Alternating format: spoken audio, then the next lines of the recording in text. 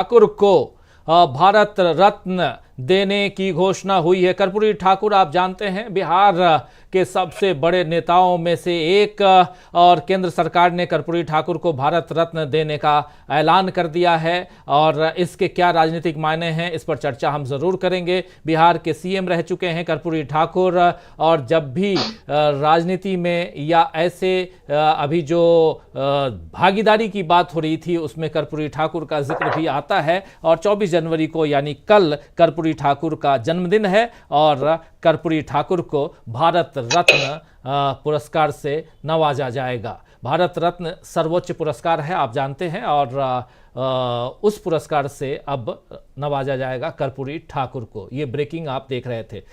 Doctor दीपक पाचपोर जी अपनी बात पूरी कीजिए। और कर्पूरी ठाकुर का जिक्र यहाँ आ रहा है तो देखिए कुछ न कुछ राजनीति भी, बहुत अच्छी बात है कि कर्पूरी ठाकुर को भारत रत्न दिया जा रहा है, लेकिन क्या मायने इसके हैं इस पर भी चर्चा हम जरूर करेंगे। दीपक जी अपनी बात पूरी कीजिए। जी जी, तो मेरा कहना था कि ये जो पूरा का पूरा जो प्रभाव क्षेत्र अपने आसपास जो प्रभाव का पूरा वलय तैयार कर लिया है इन्होंने, राहुल गांधी ने, ये अब उनके साथ देखिए बढ़ता जाएगा। वो जहां रहेंगे वहीं पर से वो क्रिएट करेंगे कुछ तो कुछ नया, और सारा का सारा ध्यान जो अपने साथ ले जाएंगे। अब किसी को इस बात में शंका नहीं होनी चाहिए कि हेमंता बिश्व शर्मा जैसी गलती अब शायद भारतीय जनता पार्टी के जहां जहां राज्य है, जहां जहां उनकी सत्ता है, अब वो शायद करने की गलती इसलिए नहीं करेंगे क्योंकि ये जो कुछ किया है पिछले 2-3 दिनों में हेमंता बिश्व शर्मा ने अपनी लॉयल्टी जताने के लिए, वो उनको बड़ा महंगा पड़ने जा रहा है, ऐसा बड़ा साफ हो गया है। जिस तरीके से वहां के छात्र निकल कर आए, खुद मिलने चले आए, और हम पूरी यात्रा में उनके देख रहे हैं, चाहे वो पहली वाली यात्रा हो भारत जोड़ो यात्रा या अभी की यात्रा हो, लोग स्वयं आ रहे हैं, वो बुलाए नहीं जा रहे हैं हवाई जहाजों में भर भर के। जिस प्रकार से हम अयोध्या में देख रहे थे कि कहा जाता है कि अयोध्या में उस दिन 100-125 जो हवाई जहाज वो उतरे, मतलब एयरपोर्ट पे जगह नहीं थी तो आसपास के इलाकों में दूसरे हवाई अड्डों पे उनको उतारना पड़ा। लेकिन राहुल गांधी की ये जो बात है ये दूसरी है, लोगों से मिल रहे हैं। लेकिन अंतिम बात जो मैं कर्पूरी ठाकुर वाली बात कहूंगा, एक बेहतरीन निर्णय है, लेकिन अब भारतीय जनता पार्टी सरकार से ये भी हमारा एक आग्रह है कि कर्पूरी ठाकुर के सपनों को पूरा करें, समता मूलक समाज बनाने की कोशिश करें, जातिवाद को इस देश से खत्म करें। तभी माना जाएगा कि भारत रत्न को जो दिया जा रहा है वो दिल से दिया जा रहा है, वरना तो ये माना जाएगा कि बिहार में कुछ करना चाहते हैं मोदी जी चुनाव को देखते हुए, वो अगर हो रहा है तो इससे खराब बात नहीं होगी। इससे बेहतर है कि कर्पूरी ठाकुर को भारत रत्न न दिया जाता तो बेहतर था। बिल्कुल 100 साल पूरे हो रहे हैं कर्पूरी ठाकुर के। कल 24 जनवरी 1924 को पैदा हुए कर्पूरी ठाकुर, 24 जनवरी 2024 को 100 साल पूरे हो रहे हैं। 100 साल की उनकी उम्र पूरी हो रही है। अब आप जानते हैं कि कर्पूरी ठाकुर का निधन 17 फरवरी 1988 को पटना में हुआ था और जन्म समस्तीपुर में हुआ था। लेकिन अब कर्पूरी ठाकुर को भारत रत्न दिया जा रहा है। समता मूलक समाज की बात करते रहे, 2 बार बिहार के मुख्यमंत्री रहे, 1 बार उप मुख्यमंत्री रहे। कर्पूरी ठाकुर का एक बहुत लंबा चौड़ा उनका राजनीतिक इतिहास है, और उसके अलावा वो शिक्षक भी रहे। बहुत सारी उनके साथ साथ जो है वो चलती रही हैं, बहुत सारी गतिविधियों में वो शामिल रहे। समता मूलक समाज की बात उन्होंने जरूर की थी, लेकिन इसके क्या राजनीतिक मायने हैं इस पर भी हम चर्चा करेंगे। और चर्चा अभी हम भारत जोड़ो न्याय यात्रा की कर रहे हैं, उसमें राहुल गांधी के काफिले को बार बार रोका जाना असम में, उसके क्या मायने हैं। और मायने ये भी कि राहुल गांधी बिना डरे अडिग हैं और अपनी बात बढ़ा रहे हैं, पहुंचा रहे हैं। और सबसे इससे भी बड़ी बात ये कि युवा और टीनेजर्स, स्टूडेंट्स, ये महिलाएं निकल के बाहर आ रही हैं। कुछ महिलाएं ऐसी भी हैं जो कह रही हैं कि हमें निकलने नहीं दिया जा रहा है, हमको पैसे का लालच दिया जा रहा है कि आज मुख्यमंत्री जी इतने पैसे आप लोगों के घर तक पहुंचाने आ रहे हैं और इसलिए आप कहीं नहीं जाएंगे, क्योंकि आप अगर चली जाएंगी तो पैसे लेने कौन आएगा, आप किसको पैसा देंगे। बाद में शाम हो जाने के बाद वो बेचारी महिलाएं घर पर इंतजार पैसे का करती रह रही हैं। ऐसी रिपोर्ट्स भी हैं, हमारे ही कई साथी इन रिपोर्ट्स को कर रहे हैं, और ये सब खबरें ऑलरेडी मीडिया में हैं। कुछ भी बढ़ा के या बना के हम नहीं कह रहे हैं। आना चाहता हूं अमलेंदु उपाध्याय जी, कैसे देखते हैं आप असम की यात्रा और यहां से राजनीतिक न्याय की बात? एक तो असम की यात्रा से राजनीतिक न्याय की बात हम लोग शुरू करते हैं तो एक तो वो महिलाएं ही जो है वो पैसे का इंतजार नहीं कर रही हैं कि उनको पैसा दिया जाएगा। वो लोग भी इंतजार कर रहे हैं जो 2014 में हर साल 2 करोड़ रोजगार क्या इंतजार कर रहे थे, पेट्रोल जो है वो 35 रुपये लीटर का इंतजार कर रहे थे, 100 स्मार्ट सिटी का इंतजार कर रहे थे, वो सब इंतजार में ही है। ये सरकार बड़े इंतजार कराने वाली है और इसलिए इस सरकार का जो है वो अनुसरण जो है इसकी राज्य सरकारें भी सब करती हैं, इसी तरीके से इंतजार कराया करती हैं। तो ये तो इसका मसला है कि किस तरीके से महिलाएं इंतजार कर रही हैं। लेकिन जो राहुल गांधी जिस राजनीतिक न्याय की बात कर रहे हैं, राजीव जी, इस राजनीतिक न्याय की मांग का ही दबाव है कि कर्पूरी ठाकुर को जो है भारत रत्न दिया जाता है। मुझे लगता है कि मोदी जी जो है चुनाव होने से पहले पहले ज्योति बसु को भी जो है अब दे देंगे भारत रत्न और मुलायम सिंह यादव को भी दे देंगे भारत रत्न, मुझे लगता है ऐसा। और ये काम हो जाना चाहिए, मोदी जी के हाथों में हो जाए तो ज्यादा अच्छा है, क्योंकि वो गोलवलकर को नहीं दे सकते और हेडगेवार को नहीं दे सकते भारत रत्न, सावरकर को नहीं दे सकते भारत रत्न, तो इसलिए दूसरों को ही दे दिया जाए। अपने पास तो कुछ है नहीं जिसको भारत रत्न कुछ दे पाए।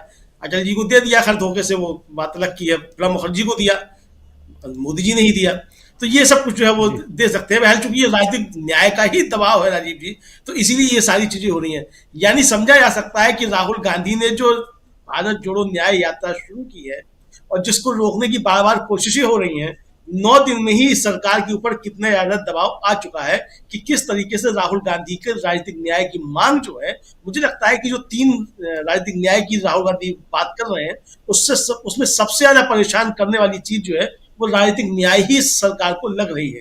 क्योंकि सामाजिक न्याय की तौर भी उनके पास कुछ ना कुछ निकल आती है। कभी वो जाति समीकरण निकाल लेते हैं, कभी कुछ उसे सोशल इंजीनियरिंग नाम दे देते हैं, द्रौपदी मुर्मू को राष्ट्रपति बना के बता देते हैं आदिवासियों का कल्याण हो गया है, रामनाथ कोविंद को राष्ट्रपति बना के बता देते हैं कि दलितों का सब कल्याण हो गया है। तो ये सब वो कर लेते हैं, लेकिन इस राजनीतिक न्याय का उनके पास अभी तक जो है कुल मिलाकर के कोई जवाब अभी तक नहीं निकला है। तो इसलिए अभी जो है वो कभी कर्पूरी ठाकुर की शरण में जा रहे हैं, बंगाल में भी अब जाएंगे तो लगता है कि ज्योति बसु की शरण में जाएंगे, स्वामी विवेकानंद शरण में तो जाते ही रहते हैं, कुल मिलाकर के विवेकानंद फाउंडेशन बनाया ही हुआ है। तो ये सारी चीजें हैं।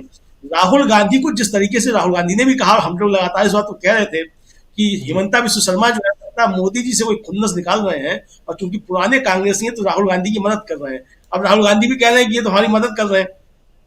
अब ये तो हिमंता विश्व शर्मा को सोचना है और अमित शाह जी को सोचना है कि हिमंता विश्व शर्मा असल में मदद किसकी कर रहे हैं।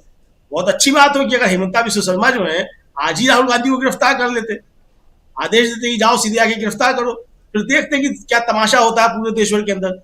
मुझे लगता है कि वो यहाँ से टेस्ट करना चाहते थे कि राहुल गांधी से बात ही करते हैं डरो मत, या वास्तव में उनके अंदर कोई क्षमता है डरो मत की। राहुल गांधी ने दिखा दिया कि डरो मत की वो जो बात कहते हैं उसमें अजग रहते हैं, कायम रहते हैं। तो इस तरीके से मुझे लगता है कि जो भारतीय जनता पार्टी है वो जो भी काम कर रही है, देखिए चूंकि राजनीतिक दल है भारतीय जनता पार्टी भी और कांग्रेस भी राजनीतिक दल है, तो दोनों जो भी काम करेंगे अपनी राजनीति के हिसाब से ही करेंगे और ये देख करके करेंगे कि किस तरीके से चुनाव में फायदा हो। तो अब देखना ये कि गलतियां किससे ज्यादा होती हैं। मुझे लगता है कि भारतीय जनता पार्टी जो है जो भी कर रही है उसमें गलतियां जो है वो ज्यादा हो रही हैं, तो इसलिए चुनावी लाभ का जो है मामला मुझे लगता है थोड़ा कम है। और राहुल गांधी को जो फुटेज जो वो दाद देने की, अब देखिए आज पूरे दिन भर चलना था कि किस तरीके से राम मंदिर में जो है दर्शन कराए जा रहे हैं, 25,000 लोग जा रहे हैं, तो शुरू तो हुई थी इसी चीज है, लेकिन मालूम पड़ा कि स्क्रीन पर राहुल गांधी छा गए। तो राहुल गांधी जो बात कह रहे हैं कि हिमंता विश्व शर्मा हमारी मदद कर रहे हैं, तो वो तो मदद कर दी हिमंता विश्व शर्मा ने। तो मोदी जी और अमित शाह जी अब किस तरीके से समझाएं हिमंता विश्व शर्मा को। मैंने खरी खरी में कहा भी था कि भाई एक कहावत है कि भालू जो है पाला हुआ था मदारी ने और बहुत वफादार था भालू, तो मदारी की नाक पे मक्खी बैठ गई, तो भालू ने सोचा इस मक्खी को उड़ाया जाए, तो उसने झपट्टा मार के नाक पे था वो नाक खींच ली भालू की, उसकी अपनी मदारी की। तो मदारियों ने जो भालू पाले हुए हैं राजीव जी, वो भालू इसी तरीके के काम कर रहे हैं कि मदारियों की नाक खींचे ले रहे हैं मक्खी मारने के चक्कर में, और मक्खी मर नहीं रही है। तो ये जो मसले सब आ रहे हैं, असल में ये राजनीति में जो अपरिपक्वता होती है, ये सब उसके उदाहरण हैं। मुझे लगता है कि हिमंता विश्व शर्मा को थोड़ा राजनीति में परिपक्व होना चाहिए। हालांकि वो केंद्र में मंत्री भी रहे हैं, मुख्यमंत्री भी हैं और अमित शाह जी के बहुत नजदीकी हैं। कुछ चीजें उन्हें अमित शाह जी से मुझे लगता है सीख लेनी चाहिए, तो बेहतर रहेगा राजीव जी। जी, कुछ चीज़ें अमित शाह जी से सीख लेनी चाहिए। अभी तो इतनी सीख रहे हैं कि उनके आदेश का पालन कर रहे हैं, जैसा राहुल गांधी कह रहे थे। एक बार फिर से आना चाहता हूं प्रोफेसर रविकांत जी आपके पास, और कर्पूरी ठाकुर का जिक्र अभी आ गया, भारत रत्न, और थोड़ा पहले प्रशांत जी आपके पास आता हूं, फिर आता हूं प्रोफेसर रविकांत जी के पास। आपको बताया जा रहा है कि आपको तुरंत निकलना है, तो एक कमेंट आपसे जल्दी से लेना चाहता हूं। प्रशांत जी, कैसे इस बात को देखा जाए कि अब चूंकि यात्रा भी आगे बढ़ेगी और बिहार की राजनीति जहां जाति धर्म ये सब आधारित हैं, बिहार उत्तर प्रदेश की राजनीति में तो बहुत ज़्यादा है, और उसमें कर्पूरी ठाकुर को भारत रत्न देना, उसके क्या मायने निकाले जाए यहाँ पे, और कैसे राहुल गांधी की जो न्याय यात्रा है उसमें जो सामाजिक न्याय की बात है, उस न्याय की यहाँ कहीं ना कहीं जो उनकी मांग है उसकी पुष्टि होती हुई दिखाई देती है।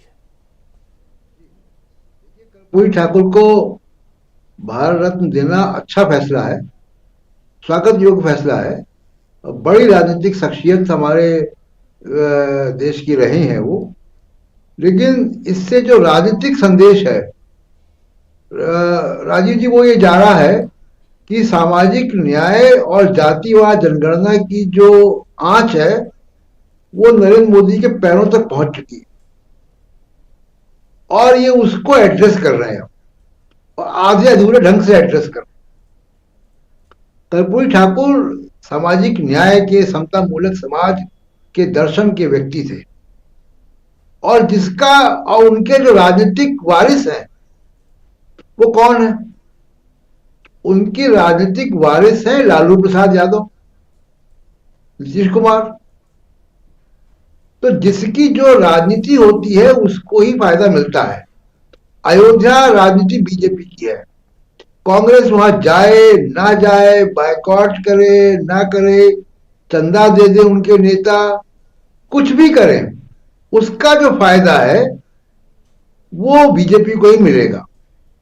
अभी हमने मध्य प्रदेश के चुनाव में देख लिया कि कमलनाथ जी ने सारी कोशिशें कर डाली, लेकिन वो फायदा अंत में बीजेपी को ही मिला। कर्पूरी ठाकुर की राजनीति की जो विरासत है वो नीतीश कुमार और लालू प्रसाद यादव के पास है जी। उस राजनीति के वही जो है वो जिसको कहें कि आज के वारिस है। तो उसका जो कर्पूरी ठाकुर पे जो नैतिक हक है, उनके आदर्श पे, उनकी फिलॉसफी पे, वो इन लोगों का है। और आज देखिए कि इससे एक और चीज साबित हुई है कि आज सुबह से गोदी मीडिया पे चला कि नीतीश कुमार फिर पलटी खा रहे हैं। नीतीश कुमार तेजस्वी यादव के साथ नेताजी सुभाष चंद्र बोस की जयंती पर एक साथ थे और उसके 15-20 मिनट बाद वो गवर्नर हाउस गए। तो गवर्नर हाउस गए तो इसमें शोर मच गया। वो गवर्नर हाउस गए थे वाइस चांसलर की लिस्ट लेकर कि किसको किसको बनाना, किसको नहीं बनाना, राज्यपाल से मशवरा करने। इसका मतलब है कि अब उसके बाद खबर यह आ गई कि नीतीश कुमार और तेजस्वी यादव दोनों एक साथ भारत जोड़ो न्याय यात्रा में शामिल होंगे। बिल्कुल। तो नीतीश कुमार का चैप्टर जब क्लोज हो चुका पूरी तरीके से, बहुत कुछ उन्होंने डोले डाल लिए, अब उसको जो है वो आपने कर्पूरी ठाकुर का पत्ता खेला। इसका फायदा किसको मिलेगा?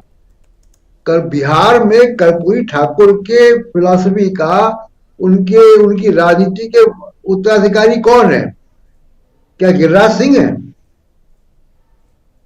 या कोई और इस तरीके के नेता है? दूसरी बात यह राजीव जी कि जो भारत जोड़ो न्याय यात्रा अब जिस स्थिति में पहुंच गई है वो अयोध्या का मूवमेंट, अयोध्या का जो इवेंट था वो खत्म हो गया। धीमे वो हेडलाइन से बाहर होगा। और अगर ये हेमंत बिस्वा शर्मा ये नहीं कर रहे होते तो हम क्या चला रहे होते, हम क्या चर्चा करते? आज वो मेघालय पहुंचे, कल वो गुवाहाटी पहुंचे, वहां मंदिर में गए, वहां माजुली में गए। हेमंत बिस्वा शर्मा ने राहुल गांधी की यात्रा को कंटेंट दे दिया, रोचक बना दिया। आज यहां लाठीचार्ज हुआ, आज वहां एफआईआर हुई, वहां जाने से रोका। मीडिया में हेडलाइन कब आती है? जब कुछ होता है। और आप देखिएगा यही जो कुछ नहीं होने वाला जो फटीग लेवल है, वो फटीग लेवल अभी अयोध्या के साथ 1-2 दिन में आपको देखने को मिल जाएगा, क्योंकि उसमें वैरायटी नहीं है। जी। उसके अंदर कोई रोचकता नहीं है। तो हेमंत बिस्वा शर्मा का बड़ा शुक्रिया देना चाहिए राहुल गांधी, उन्होंने दिया भी आज कि उन्होंने यात्रा को रोचक बना दिया, और वो कंटेंट जो है वो रोज नया कंटेंट वो दे रहे हैं। और ये यात्रा को उन्होंने जब असम के बाहर निकलेगी तो उस यात्रा को एक नया आयाम और उसको नई गति दे दी है, जो कि आप देखिए कि भारत जोड़ो यात्रा के फर्स्ट चरण में वो कर्नाटक के बाद वो भीड़ जुटना शुरू हुई थी। अभी 10वें दिन ही उसका जो है उन्होंने काफी लोकप्रियता दे दी है ऑलरेडी। राजीव जी। जी बिल्कुल बिल्कुल, बहुत शुक्रिया प्रशांत जी, बहुत बहुत धन्यवाद आपका।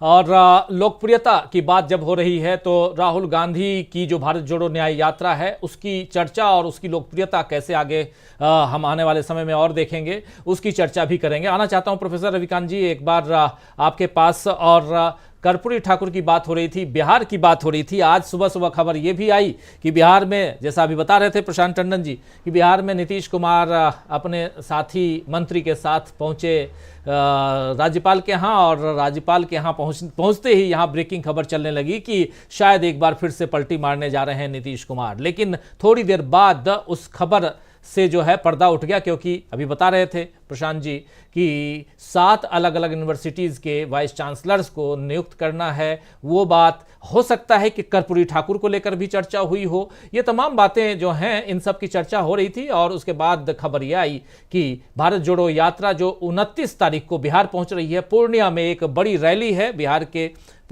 सीमांचल पूर्णिया में, और वहां पर नीतीश कुमार भी रहेंगे और तेजस्वी यादव भी रहेंगे। जरा ये भी बिहार की राजनीति और उसमें राहुल गांधी की न्याय यात्रा के क्या मायने यहाँ रखे जाएं, क्योंकि अब कहीं ना कहीं साधने की कोशिश तो जरूर है। सामाजिक न्याय की बात जब राहुल गांधी कर रहे हैं, 5 अलग अलग न्याय को यहाँ रख रहे हैं, वैसे में कर्पूरी ठाकुर का नाम आना और बिहार और खासकर बिहार को लेकर और पश्चिम बंगाल को लेकर बीजेपी, जो बिहार, पश्चिम बंगाल और तीसरा राज्य है महाराष्ट्र, इन 3 राज्यों को लेकर बीजेपी ज्यादा यहां अभी सतर्क नजर आ रही है। उस लिहाज से भी देखा जाए तो कैसे आप देखते हैं बिहार में यात्रा का पहुंचना 29 तारीख को, और उससे पहले कर्पूरी ठाकुर, नीतीश कुमार, ये तमाम घटनाक्रम?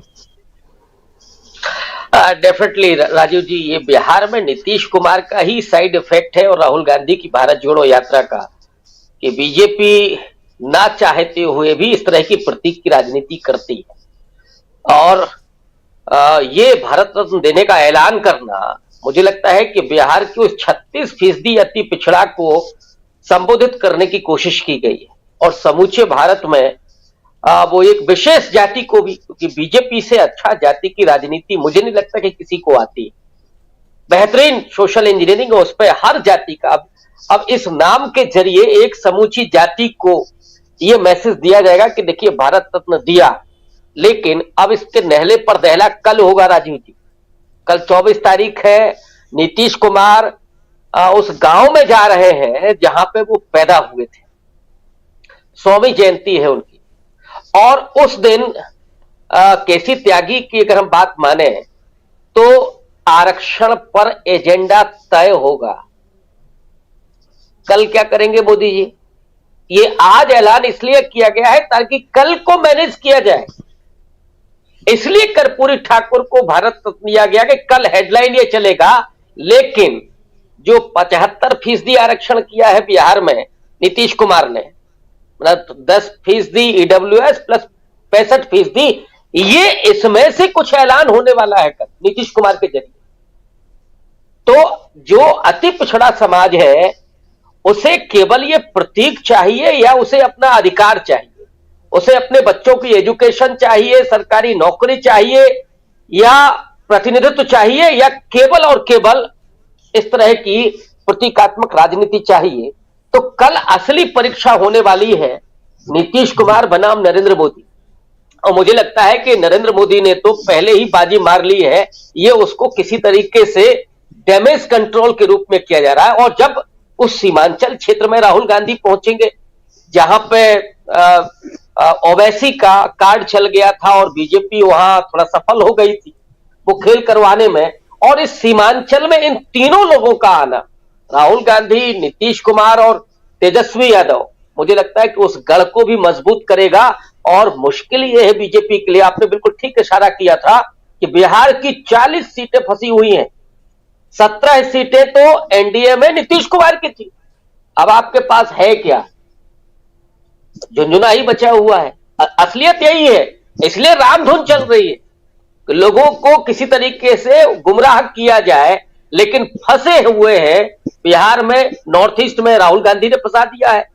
अब यहां से जब निकलेंगे महाराष्ट्र में आप फंसे हुए हैं, तो दक्षिण भारत की तरह के आप राम मंदिर की मूर्ति बना रहे हैं। अब जरा इस खेल को भी देखिएगा, एक और मूर्ति बनी थी, वो नहीं लगाई गई। मूर्ति वो लगाई गई तो दक्षिण भारत के लोगों को आकर्षित करे, लेकिन वो दक्षिण भारत है, वहां पर लोग उतना साइंटिफिक टेम्परामेंट वाले हैं और उनको विदेश पढ़ाई करने के लिए जाना है। उन्हें मालूम है कि हमको आईआईएम में दाखिला लेना है कि मोदी जी के इस पूरे जो कर्मकांड की राजनीति में फंसना है। एक है उत्तर भारत में भले ही वो कुछ कर जाए, लेकिन मुझे लगता है कि अब ये समय काफी हो गया है और मोदी जी की भी वो राजनीति जो केवल प्रतीकात्मक रही है, अब उसका पर्दाफाश हो गया है। जी बिल्कुल बिल्कुल, प्रतीकात्मक राजनीति का पर्दाफाश हो रहा है। और साथ साथ उधर राहुल गांधी पूर्वोत्तर को साधते हुए जब इधर आएंगे तो बिहार एक बहुत ही टफ राज्य कांग्रेस के लिए भी रहा है, क्योंकि पिछले चुनाव में कांग्रेस की क्या स्थिति थी बिहार में आप सब जानते हैं। और दूसरी तरफ आज की तारीख में बीजेपी के लिए भी टफ राज्य है। जरा अनिल सिन्हा साहब आपसे जरा समझूं, बिहार की राजनीति को बहुत नजदीक से आप जानते हैं। कर्पूरी ठाकुर साहब का नाम आना, 100वीं जयंती उनकी है, उस अवसर पे आना बहुत अच्छी बात है, सराहनीय है। इसकी जितनी उस परिवार को, उनके समर्थकों को और तमाम लोगों को बहुत शुभकामनाएं, बहुत बधाई।